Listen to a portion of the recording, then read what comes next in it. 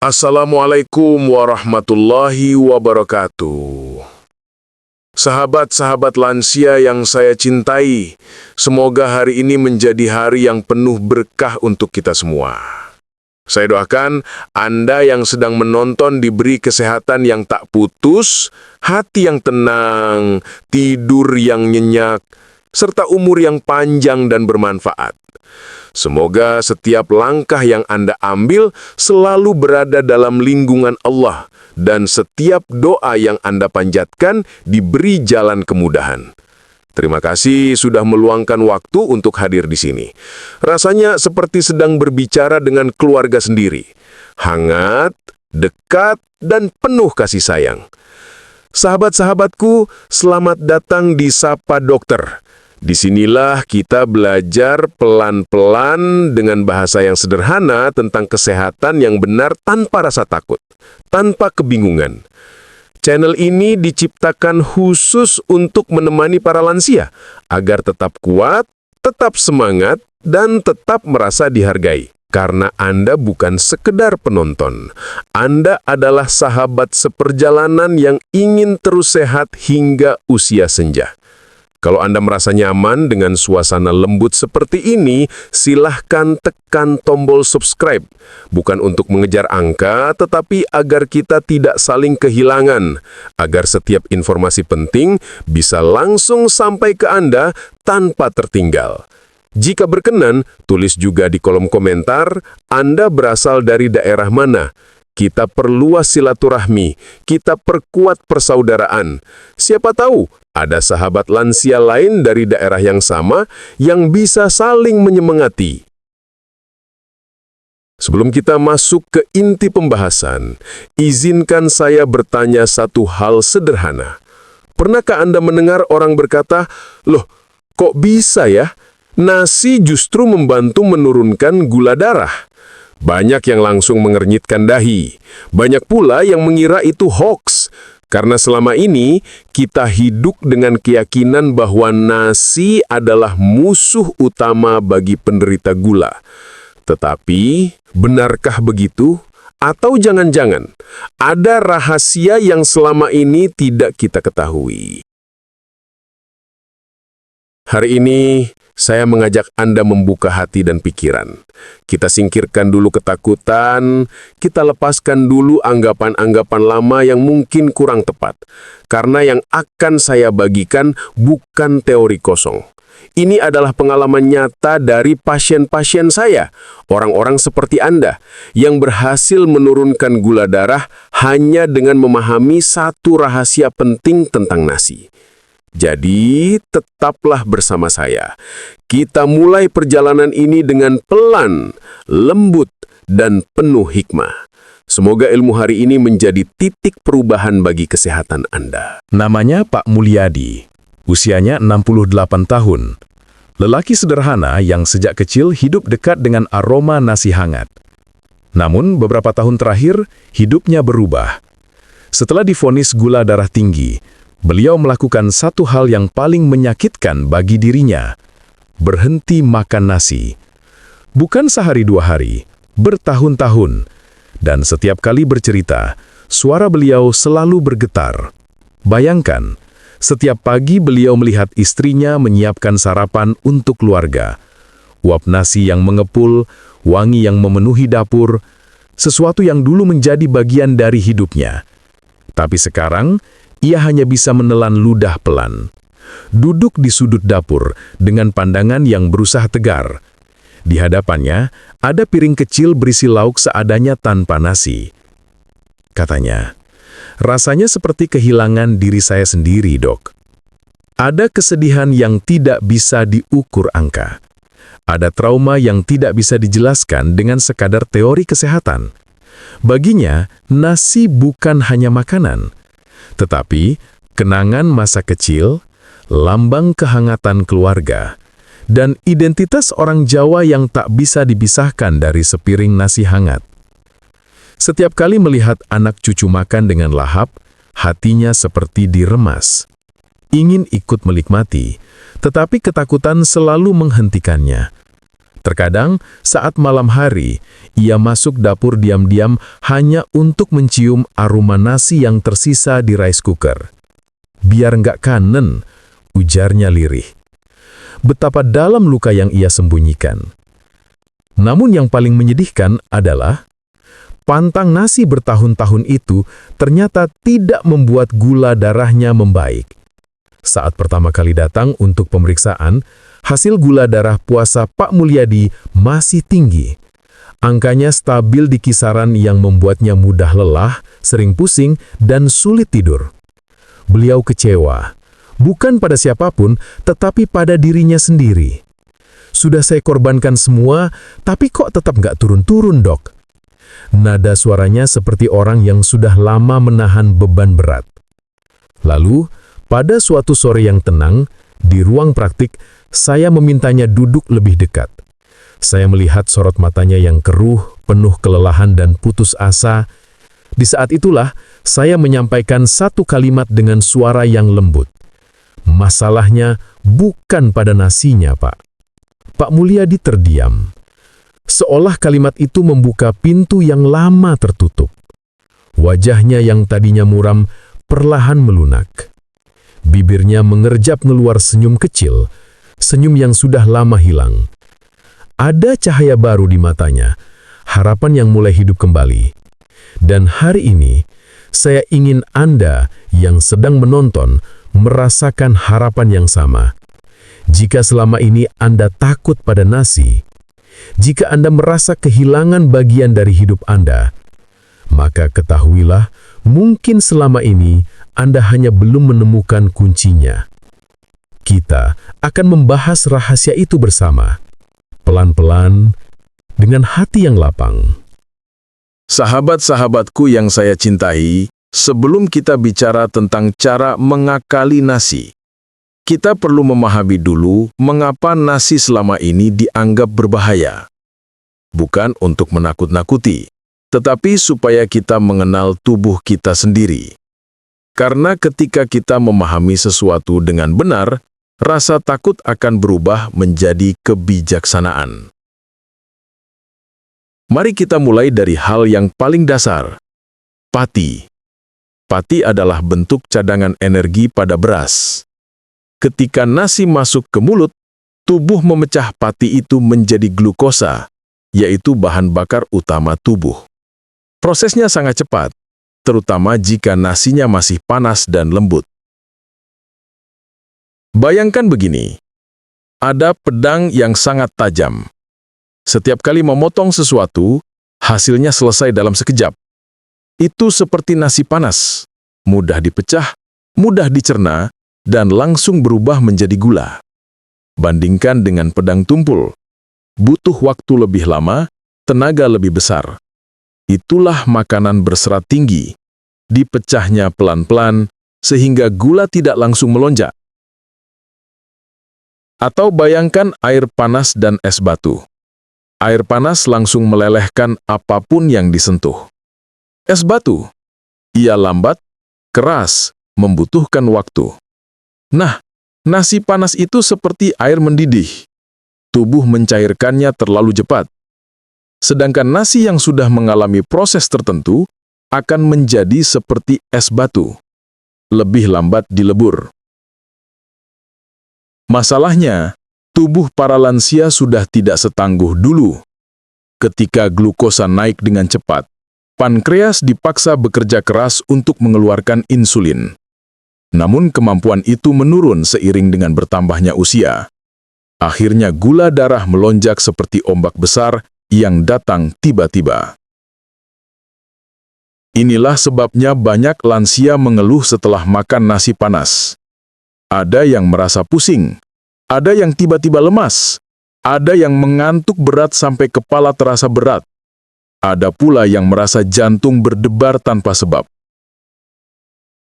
Itu bukan karena tubuh Anda lemah, bukan karena Anda salah makan, tetapi karena lonjakan gula itu datang terlalu cepat, sementara tubuh Anda tidak lagi mampu mengejar ritmenya. Namun di tengah rasa takut terhadap nasi, ilmu modern membawa kabar gembira. Ada satu konsep bernama pati resisten. Pati resisten adalah pati yang tidak mudah dipecah menjadi gula. Tubuh memperlakukannya seperti serat, bukan seperti karbohidrat cepat serap. Ia masuk dengan pelan, stabil, dan tidak menyebabkan lonjakan gula yang drastis. Penelitian menunjukkan bahwa dengan teknik tertentu, yang sebenarnya juga mirip dengan kebiasaan tradisional nenek moyang kita bisa mengubah sebagian pati dalam nasi menjadi pati resisten. Artinya, kita bisa membuat nasi menjadi lebih bersahabat bagi gula darah. Teknologi modern hanya mempertegas apa yang dulu sebenarnya sudah kita lakukan tanpa sadar. Dengan sedikit pengetahuan, sedikit kesabaran, dan sedikit kebijaksanaan, nasi yang dulu dianggap musuh bisa menjadi teman yang tidak lagi menakutkan. Dan sebentar lagi, kita akan memasuki rahasianya. Pelan-pelan, dengan hati yang tenang. Sahabat-sahabatku yang saya cintai, inilah bagian yang sering membuat banyak pasien tersenyum lega. 5 rahasia sederhana, namun mampu mengubah nasi menjadi lebih bersahabat untuk gula darah. Kita bahas pelan-pelan dengan hati yang jernih. Rahasia pertama, nasi dingin semalaman. Ketika nasi disimpan di kulkas semalaman, terjadi proses yang disebut retrogradasi. Pati yang tadinya lembut berubah menjadi bentuk yang lebih padat dan sulit diurai. Inilah yang kita kenal sebagai pati resisten, pati yang bekerja seperti serat, bukan gula cepat serap. Bayangkan air panas menjadi es batu. Air panas langsung mencairkan apapun. Es batu? Ia lebih lambat, lebih kokoh. Begitu pula nasi dingin. Ia tidak meledakkan gula darah dengan cepat. Pak Hermawan salah satu contohnya. Dulu, setiap kali makan nasi panas, kepalanya langsung pening. Setelah mencoba nasi dingin yang dipanaskan ulang, ia tersenyum sambil berkata, "Dok, kok badan saya lebih enak ya?" Begitulah efek nasi yang sudah diperlambat. Rahasia kedua, campuran nasi putih dan merah, 70% dibanding 30%.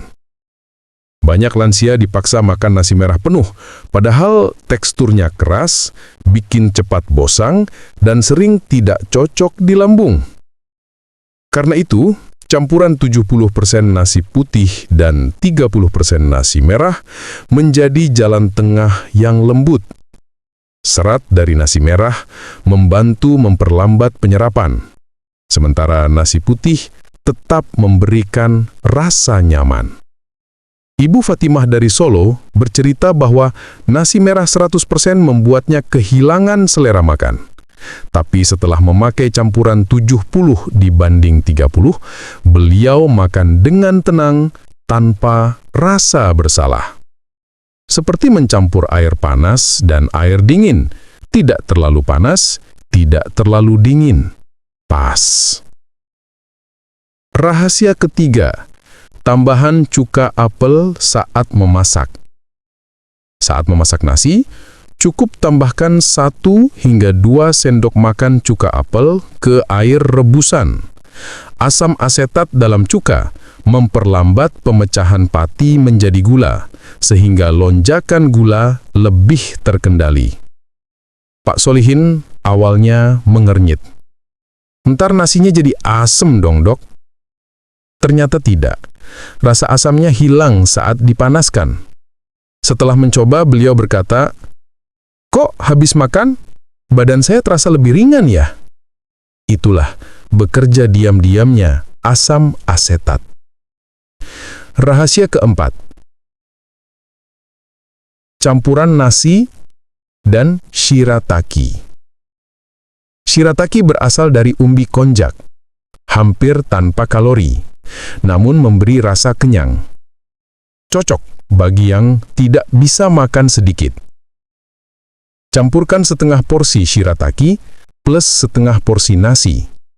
Lebih kenyang, lebih ringan, dan gula darah lebih stabil. Pak Rustam, yang dulu selalu merasa bersalah saat makan sepiring penuh, kini bisa makan dengan damai. Saya tetap kenyang, tapi nggak deg-degan lagi, Dok, katanya sambil tertawa kecil. 4,5. Rahasia kelima.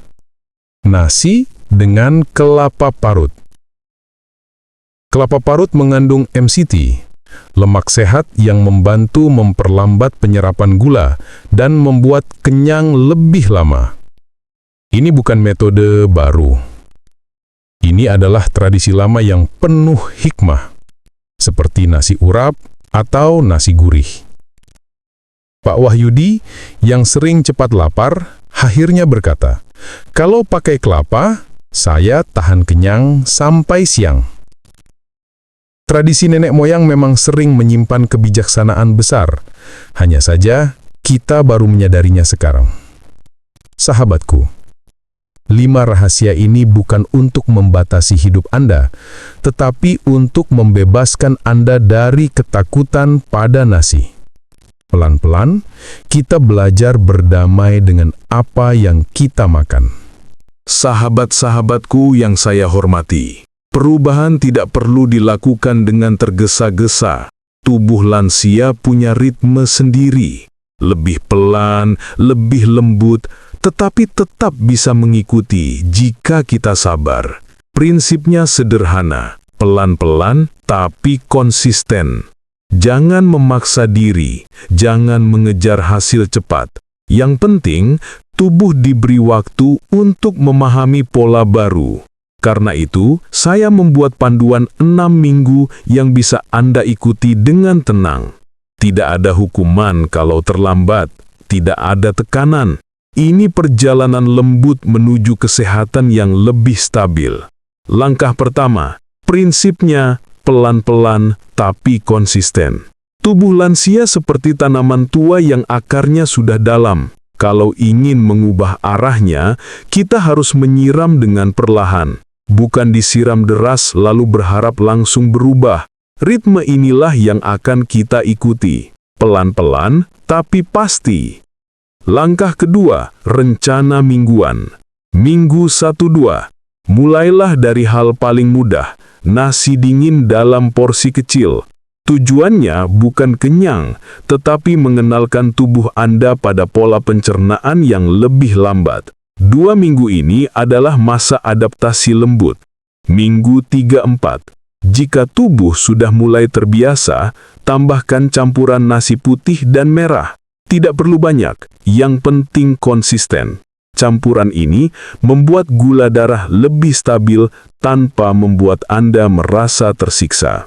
Minggu 5-6, saat tubuh semakin nyaman, mulailah memakai cuka apel saat memasak nasi. Ini langkah kecil, tetapi dampaknya besar. Banyak lansia merasa tubuh mereka lebih ringan dan tidak mudah mengantuk setelah makan. Setelahnya, barulah Anda mulai menjelajahi variasi lain. Campur shirataki untuk memperbesar porsi tanpa meningkatkan beban gula. Tambahkan kelapa parut untuk rasa kenyang yang lebih lama. Langkah ini adalah fase pemantapan supaya Anda bisa menikmati nasi tanpa rasa takut. Perjalanan ini tidak sulit, hanya perlu kesabaran dan niat baik untuk merawat diri. Langkah ketiga, catat gula darah. Sahabatku, ada satu hal yang sering dilupakan. Catatlah gula darah 2 jam setelah makan. Angka itu adalah cermin tubuh Anda. Gunakan buku kecil, jadikan ia teman perjalanan. Tulis tanggal, apa yang Anda makan, dan bagaimana perasaan tubuh setelahnya. Lama-lama, Anda akan menemukan pola yang hanya tubuh Anda yang tahu. Buku kecil itu akan menjadi sahabat yang jujur dan penuh hikmah. Langkah keempat, pahami peringatan medis. Ingat, ketika pola makan membaik, obat diabetes kadang perlu disesuaikan. Banyak pasien yang gulanya membaik justru merasa pusing karena dosis obatnya terlalu tinggi. Karena itu, selalu beritahu dokter Anda apa yang sedang Anda jalani. Tubuh Anda unik, kebutuhannya pun unik. Kita berusaha menjaga, bukan memaksakan. Sahabat-sahabatku, 6 minggu ini hanyalah langkah kecil, namun bila dilakukan dengan hati yang lembut, hasilnya dapat membawa perubahan besar pada hidup Anda. Semoga perjalanan ini menjadi berkah dan jalan menuju kesehatan yang lebih tenang. Sahabat-sahabatku yang saya cintai, mari kita duduk sejenak, tarik napas pelan, dan bayangkan diri Anda 3 bulan ke depan. Bukan mimpi kosong, bukan harapan yang melayang, tetapi gambaran yang bisa menjadi nyata bila dijalani dengan lembut dan konsisten. Bayangkan Anda duduk di meja makan bersama keluarga. Di depan Anda ada sepiring nasi, bukan musuh, bukan ancaman, tetapi sahabat yang kini sudah bisa Anda nikmati kembali. Anda mengambil 1 sendok, lalu menyuapkannya perlahan. Tidak ada rasa takut, tidak ada bayangan gula melonjak, hanya rasa damai yang mengalir dari ujung lidah sampai ke dada. Kepala Anda tidak pusing seperti dulu, tidak ada rasa lemas yang membuat Anda bersandar, tidak ada kantuk berat yang memaksa Anda tidur setelah makan. Yang ada hanyalah ketenangan, rasa syukur, dan tubuh yang terasa lebih ringan, seolah-olah beban yang selama ini menghimpit perlahan terangkat. Di sekeliling Anda, keluarga ikut merasakan kebahagiaan itu. Anak-anak Anda yang dulu khawatir setiap kali Anda makan nasi, kini tersenyum lega. Mereka melihat Anda menikmati makanan tanpa rasa takut, dan hati mereka pun ikut hangat. Cucu-cucu Anda tertawa riang, mereka duduk merapat, ingin makan bersama kakek atau nenek yang mereka sayangi. Suasana meja makan tidak lagi penuh kecemasan, tetapi dipenuhi tawa kecil, cerita lucu, dan rasa kebersamaan yang tulus. Anda merasakan kembali kehangatan yang mungkin sudah lama hilang, hangatnya keluarga yang utuh. Bayangkan pula setelah makan, Anda berdiri tanpa rasa berat di kaki. Anda berjalan ke halaman, melihat tanaman yang tumbuh pelan tapi pasti. Anda kembali bisa berkebun dengan tenang, menyiram bunga, merawat daun yang menguning, atau sekedar duduk menikmati angin sore. Tidak ada lagi rasa cepat lelah yang membuat Anda menyerah sebelum mulai. Dan pada pagi hari, Anda melangkah keluar rumah untuk berjalan santai. Udara terasa lebih segar, napas lebih panjang, langkah lebih stabil. Anda menemukan kembali kenikmatan hidup yang sederhana, namun begitu bermakna. Ketika waktu ibadah tiba, Anda duduk atau berdiri dengan hati yang lebih khusyuk. Pikiran tidak lagi dipenuhi kekhawatiran tentang kesehatan. Anda bisa fokus, bisa tenang, bisa menikmati kedekatan dengan Tuhan tanpa diganggu rasa tidak nyaman. Sahabatku, semua gambaran itu bukan sesuatu yang jauh. Semua itu bisa dimulai dari satu perubahan kecil, satu langkah yang Anda ambil hari ini, pelan, lembut, tetapi membawa cahaya besar untuk masa depan Anda. Semoga Anda benar-benar merasakan harapan itu hidup di dalam hati. Sahabat-sahabatku yang saya cintai, sebelum kita berpisah, izinkan saya menegaskan kembali satu pesan yang menjadi inti dari perjalanan kita hari ini. Nasi bukan musuh, tidak pernah menjadi musuh. Yang sering keliru bukan makanannya, tetapi cara kita memperlakukannya. Dengan pola yang tepat, teknik yang lembut, dan pemahaman yang benar, nasi justru bisa menjadi sahabat. Sahabat yang menyehatkan, yang membuat Anda tetap bertenaga, tetap bahagia, dan tetap menikmati hidup tanpa rasa takut.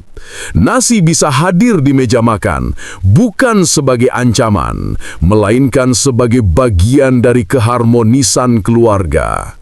Sahabatku, saya tidak meminta Anda mengubah semuanya sekaligus. Tidak perlu mencoba 5 rahasia sekaligus. Tidak perlu memaksa diri. Mulailah dari satu langkah kecil.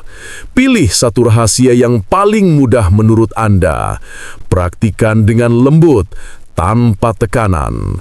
Berikan tubuh Anda waktu untuk menyesuaikan. Ketika Anda sudah mencoba, saya sangat ingin mendengarnya.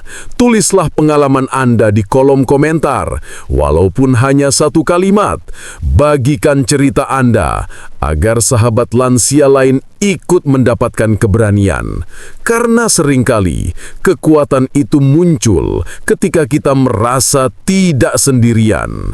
Sebelum saya tutup, izinkan saya memanjatkan doa untuk Anda semua. Ya Allah yang Maha Lembut, limpahkanlah kesehatan kepada setiap sahabat yang sedang menonton ini. Berikan tubuh mereka kekuatan, berikan hati mereka ketenangan, jauhkan dari penyakit yang melemahkan. Ya Allah, berkahilah keluarga mereka, anak, cucu, dan seluruh keturunannya. Jadikan rumah mereka penuh tawa, penuh kasih, dan penuh kedamaian. Panjangkan umur mereka dalam keberkahan. Jadikan setiap detik yang mereka jalani sebagai pahala, sebagai kebaikan, dan sebagai bekal menuju husnul khotimah. Lapangkan langkah mereka, sejukkan batin mereka, dan kuatkan semangat mereka untuk terus merawat diri dengan penuh cinta. Sahabat-sahabatku, terima kasih sudah menemani perjalanan panjang kita hari ini. Rasanya seperti berbicara dengan keluarga sendiri, hangat, dekat, dan saling menguatkan. Jika Anda merasakan manfaat dari pembahasan ini, silahkan like, subscribe, dan aktifkan loncengnya. Bukan untuk mengejar angka, tetapi agar kita tidak saling kehilangan, agar setiap ilmu yang bermanfaat bisa langsung sampai kepada Anda.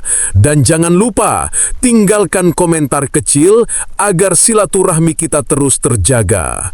Sampai bertemu lagi di episode berikutnya, sahabat-sahabatku. Wassalamualaikum warahmatullahi wabarakatuh.